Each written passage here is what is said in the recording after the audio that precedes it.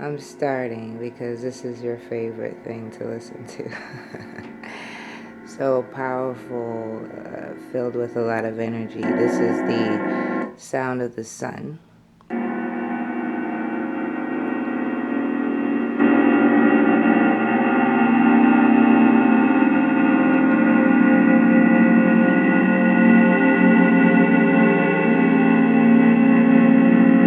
Very brilliant.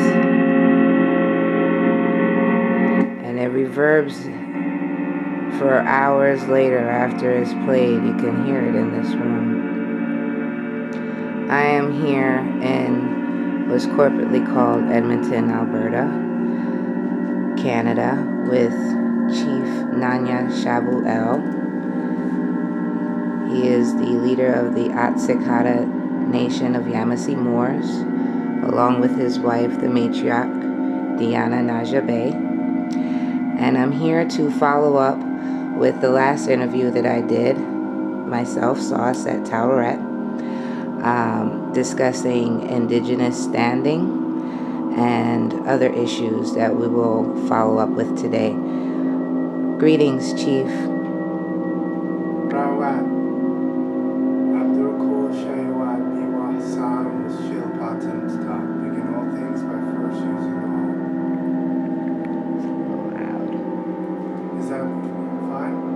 Seems a little loud. I'm just going to turn it down a little bit. We still want it playing in the background. Yeah. Okay, so let's get right into it. Okay, well, I came up here the last time to seek your counsel and guidance on filing my UCC paperwork.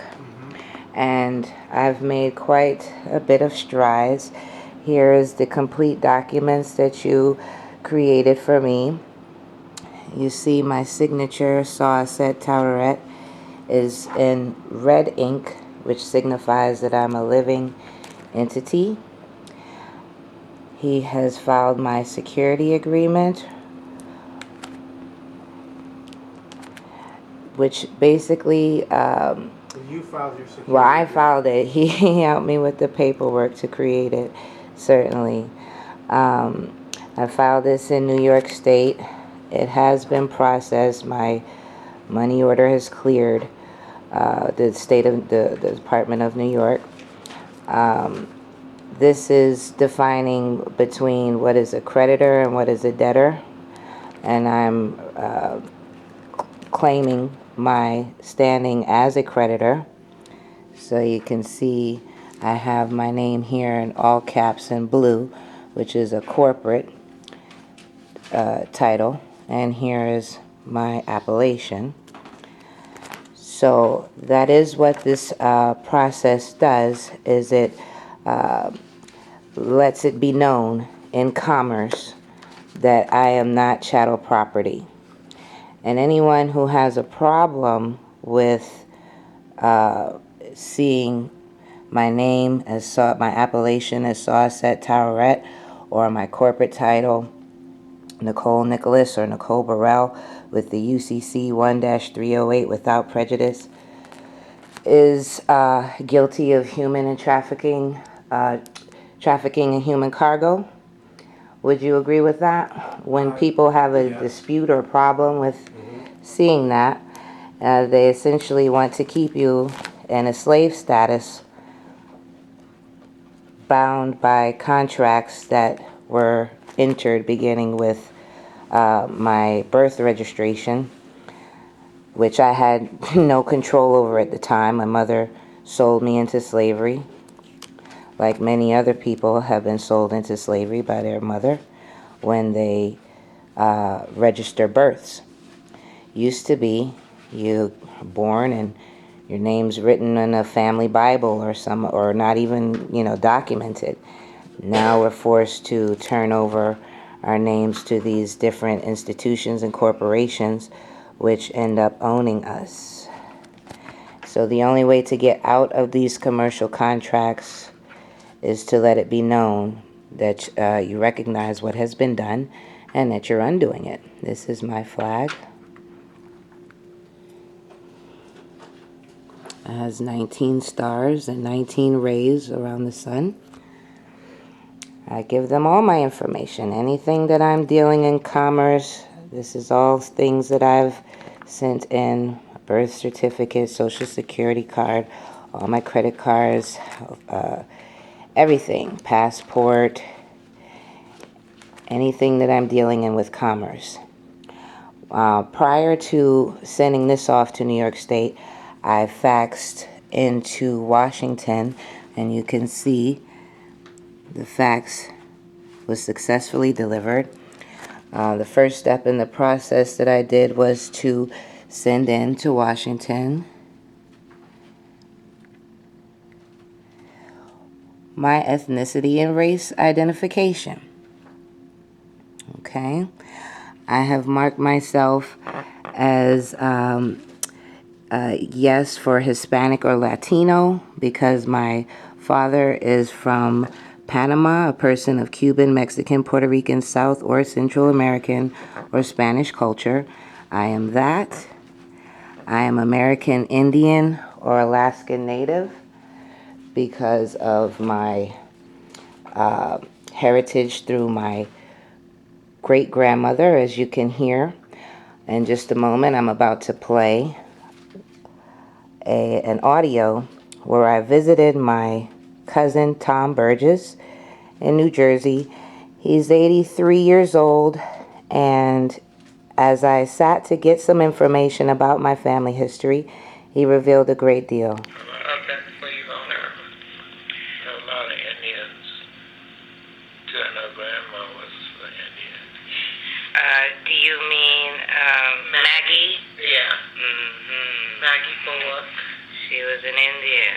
Yeah. Oh, was more on the white side. You mean like mixed? Yeah.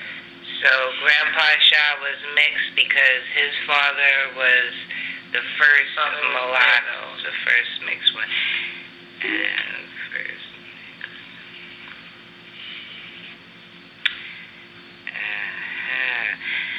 Do you know what tribe, what Indian tribe that Maggie was in? Probably Cherokee. Mm-hmm. Or maybe it could have been a Lumbee too, because it was in Lumberton. They swear they never had any black people in their tribe. Yes. So my great-grandmother is Cherokee, and I also claimed white here because it says a person having origins in any of the original peoples of Europe, the Middle East, or North Africa. So they've giving a specific region and giving the title of at least original peoples. I did not mark black or African American because it says a person having origin in any of the black racial groups of Africa. Black does not exist. It means you're dead and you have no standing in the law, according to Barack Obama on a Tom Joyner morning show. I gave supporting evidence as to the rights to claim my indigenous standing because the U.S. House of Representatives has admitted that we have been stripped of our names and heritage, so we need to claim that. House Joint Resolution 3 also says the same. Native peoples inhabited the land of the present-day United States since time immemorial and thousands of years before the arrival of peoples of European descent. So also, I sent in S-Con-Res 26. All of this information has become available to me as I sought counsel with the chief.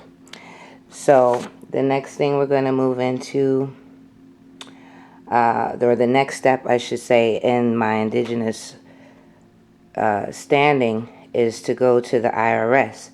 This is where, Chief, I would like for you to explain to people about being a decedent and what it is I'll be doing when I step into the IRS office.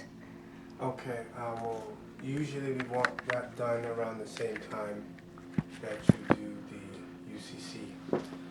But the thing is, a decedent is an infant that has yet to receive a social security number. And this comes straight out the IRS manual. Now what I can do is I can show you, if we go to a Google search, I can show you where I did one for the matriarch, my maid, Diani, and she went down there. We actually had the conversation recorded. So when we recorded the conversation, she had originally asked first, she wanted to see what was in their records. Do they have her marked down as dead? The reason for that is because there is what's called a 1666 Sesta Trust Act out of the United Kingdom. The United States is still a colony of Great Britain or England, and the Queen was the one who amended the Social Security Act. So in the Sesti Kivi Trust Act of 1666, there's three of them actually, one from 1540, one from 1666, and one from 1707. And what happens is, in the 1707, you have to declare, if you don't state that you're not lost at sea, you will be assumed to be lost at sea. So you have to make a declaration that you are alive, otherwise you are considered dead, and therefore anything that was established automatically goes into an estate. And then the government, of course, will manage the estate based on the fact that the individual is considered dead. And this is how they're operating. Correct. So the Sestaki Live Trust Act states you make a declaration, or really a claim, that you are alive and not dead. So that's why it's necessary to go to the IRS to see, well, how do you have me marked down? If they say, well, we have you down as alive, okay. Now the next thing is you present your statutory claim. Statutory claim will turn around and show that you're alive and not dead. Once you've done that, then they will get a copy of it, because they took Diani's copy, they stamped it. We have it published on the internet. It's been on there since, over a year ago now. And IRS hasn't said anything. They know how to get in contact with me. They know how to get in contact with us, and they've said nothing. So therefore, in commerce, they are in full agreement with the statutory claim, which means all maritime contracts have to be aborted. They have to be voided, because this is what they're using is maritime contracts. This means when people are wanting to do commercial discharges, they're able to do it because you're alive, not dead. How it works is, when you're born, you're alive. From the time the registration is created, you're dead. Then they resurrect you again to give you the Social Security number, which is another contract, and you die again. And then people don't know they're supposed to do a statutory claim, that they're not a corporation, that they're not lost at sea. Once they don't do that, they're considered, they get moved from being a beneficiary, which they really are, to a trustee. So the trustee is responsible for paying all debts of the estate / trust. Failure on part of the trustee to do that, then the trustee is taken in for obstruction of commerce, for failure to adhere to their trusteeship. And that is what they have done. So they don't teach law and commerce in school. They have to maintain a certain level of ignorance over the populace in order to do it, because their system is made and it exists, its foundation is a lie, and it's built on fraud. So once you start saying that, they know what the implication is, everything stops. You know, this is a time where lies are being exposed, truths are coming out, and I just want to give a bit of gratitude to someone who's influenced me also recently, is Dr. Welsing and Stiviano. And as a New Yorker, I do apologize that she had to get attacked in my city. Well, You know. you're not a New Yorker, actually. Well, you exactly. are on Renanchqua, Keskeskek. Correct. That's what Thank you're you. on. And the overlay, the corporate overlay of New York City, it happened on Nanya-Shaabu. The woman was attacked. That's Yeah. not, to me, it wasn't a surprise as her attack. It was more so what took so long, because he's a billionaire. Mm-hmm. And they don't look at the so-called black woman as a woman. They look at her as a sexual playground. They look at her as a devoted worker, and that's how they view her, as expendable. And the fact that she got attacked, and notice, nobody got charged. They're not even looking to see who attacked her. So that tells you what Donald Sterling stated on the recording was true. He never said anything racist. If he did, what, again, as I stated on the weekly address that we just did a couple days ago, what is it that he said that was specifically racist? You notice all the bourgeoisie blacks from Magic Johnson, TSN, Kevin Johnson, all of them said it was racist. There's no place for it here. What did he say that was racist? Nobody has answered that question. Do you want to play that It's up clip to now? you how Because I feel like the camera's moved, so I want to Okay. use that opportunity for us to both get up. It looks slanted. We're still rolling. So we're going to pull up the clip because I'm disgusted how many clips have followed behind this Donald Sterling without the main issue being driven in the original clip. Wrong. If we ever have any issues, because people call you and tell you things about me that are not true. I'm not broadcasting anything. With minorities. What's wrong with minorities? What's wrong with black people? Nothing. What's wrong with It's Hispanics? talking to an enemy. There's nothing wrong with Talking to an enemy. Fabulous. Because you're an enemy to me. Why? Because you don't understand. I don't understand what. Nothing. That racism still is alive? No, that there's a culture. What is People feel certain things. Hispanics feel certain things towards blacks. Blacks feel certain things towards other groups. It's been that way historically, and it will always be that way. But it's not that way in my heart and in my mind. But maybe you want to adjust to the world. But why? If the world doesn't do anything for me and they don't make me happy. I don't want to argue with you. I don't want to argue. I can't be racist in my heart. And that's good. I'm living in a culture, and I have to live within the culture. So that's the way it is. That's all. I got it. I got the whole message. Okay. Yeah. So, when this occurred, nobody had gone into what is it that Donald Sterling said. What he stated is the fact. Dr. Cresswell-Singh brought it up, other people have brought it up. This is a system that they have to use to protect themselves. They're basically fighting Mother Nature. But Mother Nature is gonna get the last laugh.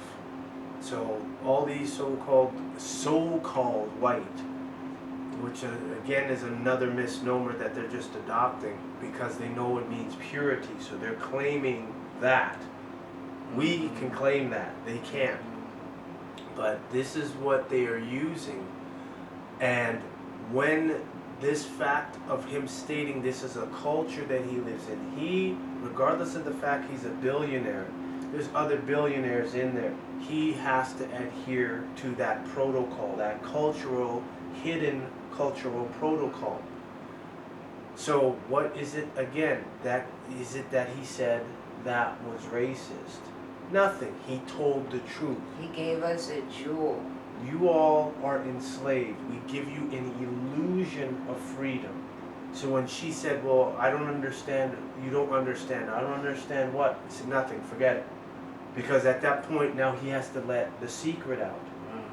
And it's going to be alarming for some so-called black people because of the fact that they've been going to church every Sunday and they haven't been going anywhere. It's just being, again, on a plantation and doing the same thing over and over again.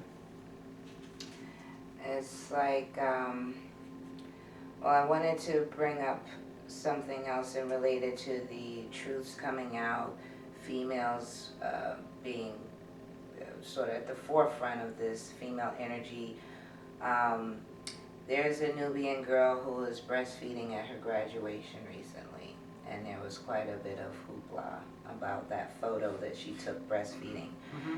And to me, it relates back to the statue of Auset breastfeeding her son, Osiris. No, I mean, Heru.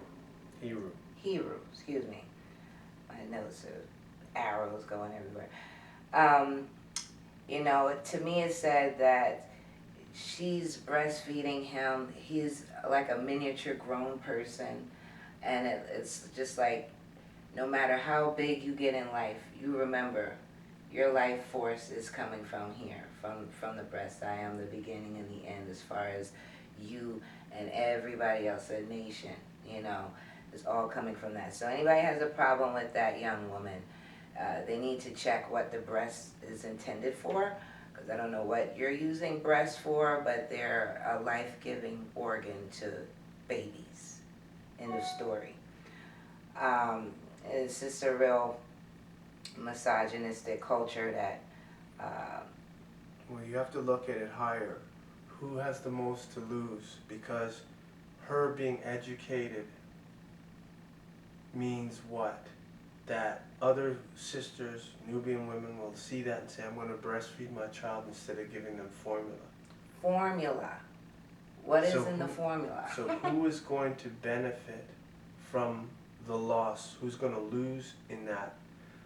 The companies, the cow companies, the dairy companies, the companies that make formula. They don't want to hear you feeding, because that is a sign of self-sufficiency. So as them being corporations that are parasitic, her doing that sends a bad message.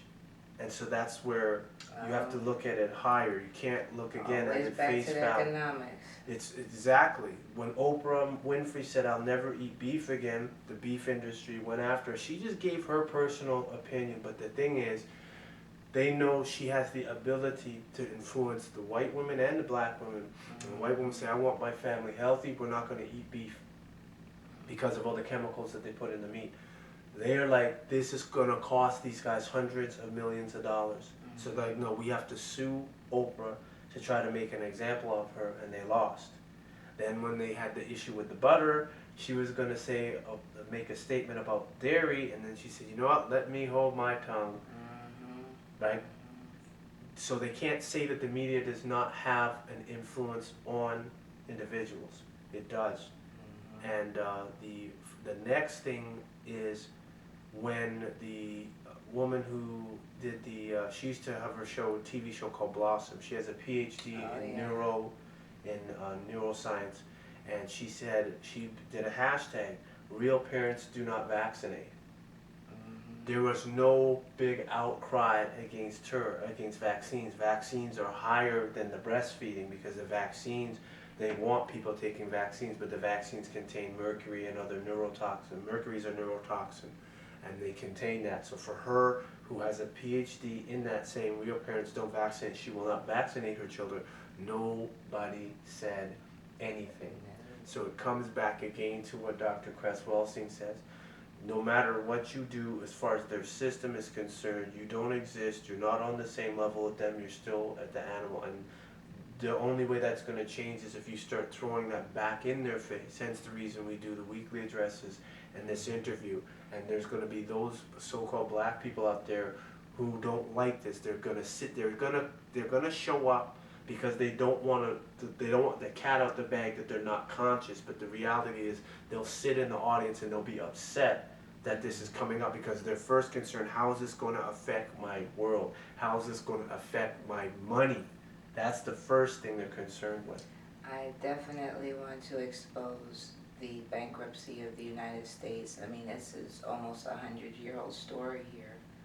Will you please let everybody know how the U.S. does not have any money, and how the Federal Reserve has been funding our so-called currency, and that using their currency is what is making everyone who calls themselves a U.S. citizen an enemy of the state, because they're trading with the enemy, the Well, Federal Reserve Bank. well, first, the Federal Reserve is a private bank. It was created in 1913.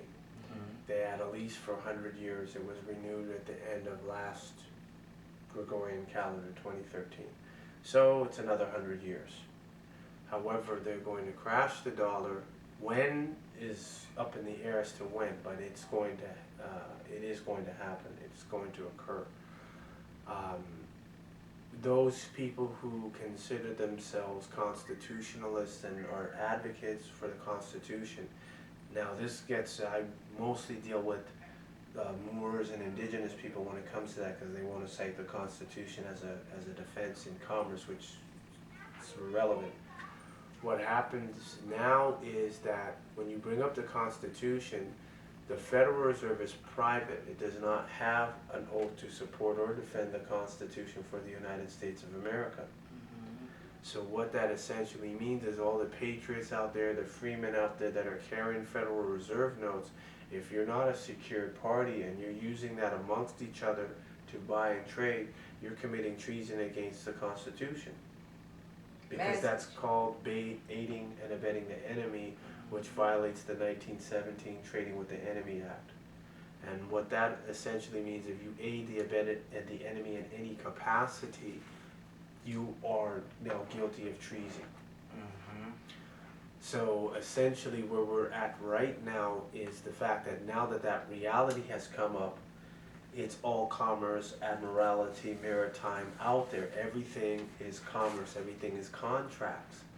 The public doesn't want to see it because it's convenient, because it's going to force them to be, one, more responsible, two, they're going to have to do a better job of tracking their finances. You basically run your life like a company, or as I say, when you play the game Monopoly, you have to manage it just like you would be playing the game Monopoly. You got to watch how much you kick out, how much you hold on to, where you put your investments. You have to do the same thing, and people don't want to do that. That's why they'll hire an accountant, they'll hire a lawyer, they'll hire an agent, they'll hire somebody to do it for them.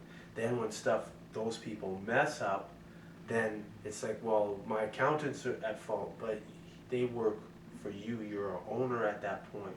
So if they mess up anywhere along the road, you can't go after them. So what happens is those people, you have to take the fall for them, but then those people turn around and want to sue the accountant.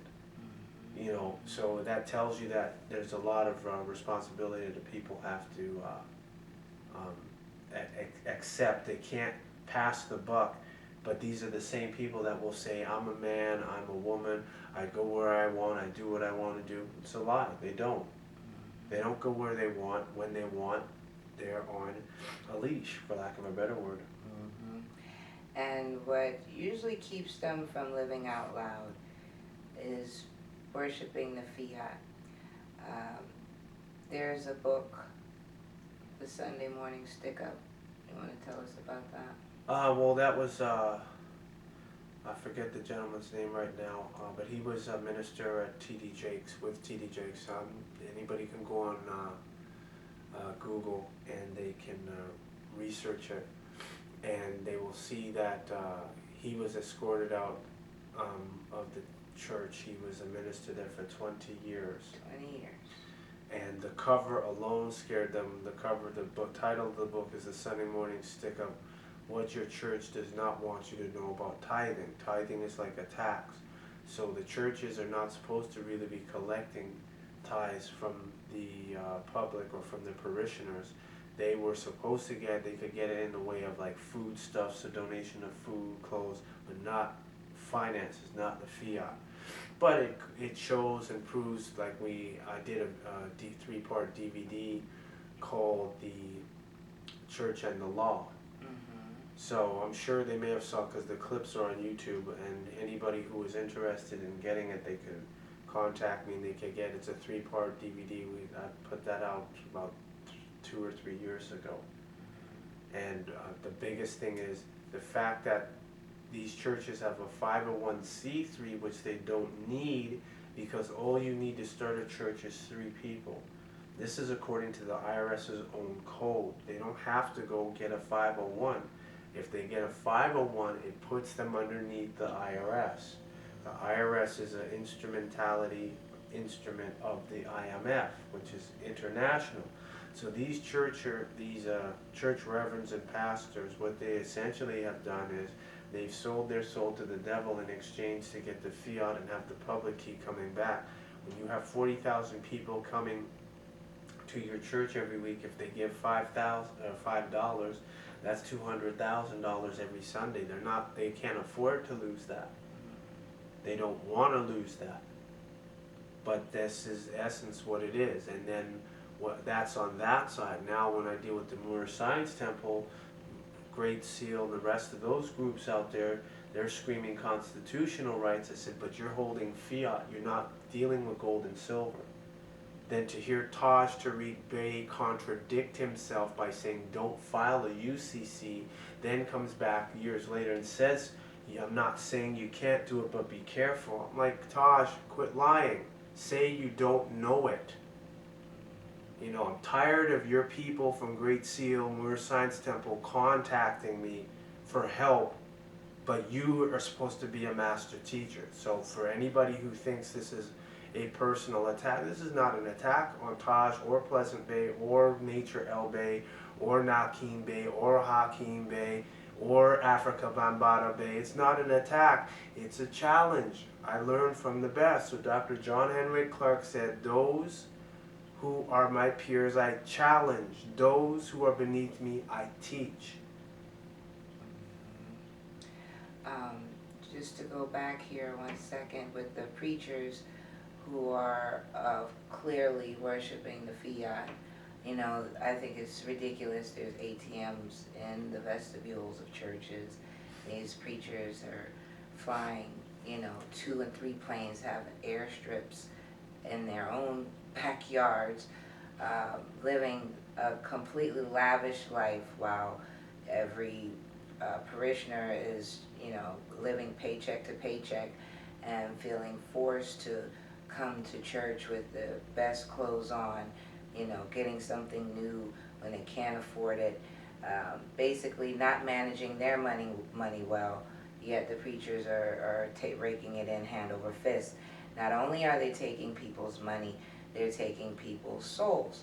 When everything with collapse of the dollar happens, martial law, New World Order, you said that these preachers have been They've trained. already been trained. They've had to go to the White House for a special meeting. And at the meeting, they have already been coached on how to get their congregations to accept all the new changes that will be coming. So this is not something that's happening overnight. This has already been planned. This is already in the works. It just depends on what happens, because there's so many variables that can occur that it doesn't seem that it's going to be so smooth. Mm-hmm. And that's the uncertainty of the whole current situation. And so the churches, they know what they're doing. You have to, again, put it back to the reality that the church is a spot on a plantation where the reverend was appointed and given permission by the slave master. So you might as well call it what it is. Mm-hmm. So African Americans, African Canadians, blacks, whatever term that they want to use, that their slave master told them to call themselves, you're in bondage now at this point. I did the interview. Blacks or African Americans have been put back into slavery January 18th, 2011. Nobody has said anything. And so now 12 Years a Slave came out, Django came out, Bell is out soon, the next couple of days or whatever. Butler came out. Right, the Butler. So what are they telling you? They're like, get them ready, and the ones who are dressed nice, those will be the big first ones to cross over to the devil. I want to read something as we bring that subject up from the Holy Tablets. Now, the Holy Tablets, for those that are not aware, Holy Tablets, this is a spiritual book that can be used in any court case anywhere on the planet, and you stand affirmed on it. You do not swear, you stand affirmed. And I established that at the Edmonton Law Courts when the Justice John D. Rook had asked me if I had a 1611 King James Bible, and I said, how come you don't have one? And what ended up happening was I wanted to use our Constitution, which is right here, and he refused that, but he accepted the Holy Tablets. I said, it's this thick. He said, I don't care about the thickness, I just want to make sure that it is a spiritual document. So now he realized that I've opened the door again, out of the many doors that I've opened, that now anybody, Nuwabian, Nuwupu, can use the Holy Tablets in any court case. But again, you can't use the Constitution, because when you walk in the room, it's voided. That's why our flag is up, so when anybody looks at this flag, this is the jurisdiction upon which this interview is being done. So Edmonton is the corporation, but Edmonton, like Canada, the United States, and Mexico, have been exported to the middle of the Atlantic. So we're on Atlan, Turtle Island, Utla, Mulan, Amexem, Land of the Frogs, Egypt of the West. So I want to read from the Holy Tablets, chapter 10, tablet 12, verse 341. The Bible is a book tampered with and thereby possessed by will and power that spellbinds the weak-minded, the gullible and ignorant, that opposing forces may rule.